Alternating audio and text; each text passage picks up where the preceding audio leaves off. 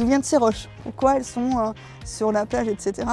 Et donc petit à petit, vous voyez, on a le fleuve Hérault, et donc comprendre qu'elles n'ont pas toujours été là. Je suis animatrice environnement à l'association Demain la Terre. Donc on est une association d'éducation de l'environnement. On fait découvrir le territoire Centre Hérault, et notamment sur les thématiques nature, paysage, mais aussi tout ce qui est sensibilisation aux déchets, aux énergies renouvelables, etc. L'association est basée à Gignac, elle intervient sur le quart d'Hérault, donc il y a toute une partie d'animation auprès des scolaires et aussi toute une partie de programme grand public. Donc on organise sur l'année des balades, nature, des visites de sites, des rencontres de producteurs, des ateliers un peu plus concrets pour parler du développement durable. Et donc dans le côté géoparc, on va faire des balades au coucher du soleil du côté du Salagou, des randonnées aussi en lien avec le grand site de France, Gorge de l'Hérault.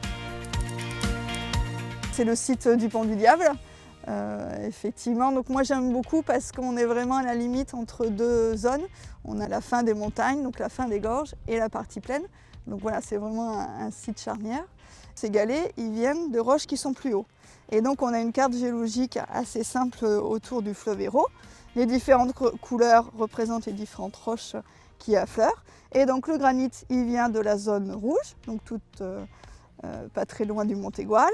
La zone de schiste, c'est la zone rose. Tout le bleu, c'est le calcaire. Et nous, où est-ce qu'on se situe? On se situe juste ici, à la fin des gorges. Et puis voilà, il y a un très joli paysage qui est assez connu avec ce vieux pont du Diable. Et c'est un endroit donc, où j'emmène beaucoup les scolaires. On fait des animations avec les scolaires, notamment en partenariat avec la grotte de Clamouze. L'intérêt du géoparc et donc de ce label UNESCO, c'est déjà de montrer qu'il y a autre chose que le littoral dans l'Hérault. Et puis d'interpeller, d'attirer le regard des visiteurs sur ce qu'il y a autour d'eux, notamment les randonneurs. C'est vraiment une façon de se dire, mais au fait, regardez quelles sont les couleurs des roches autour de vous, regardez un petit peu plus ce qui se passe. Donc c'est éveiller la curiosité.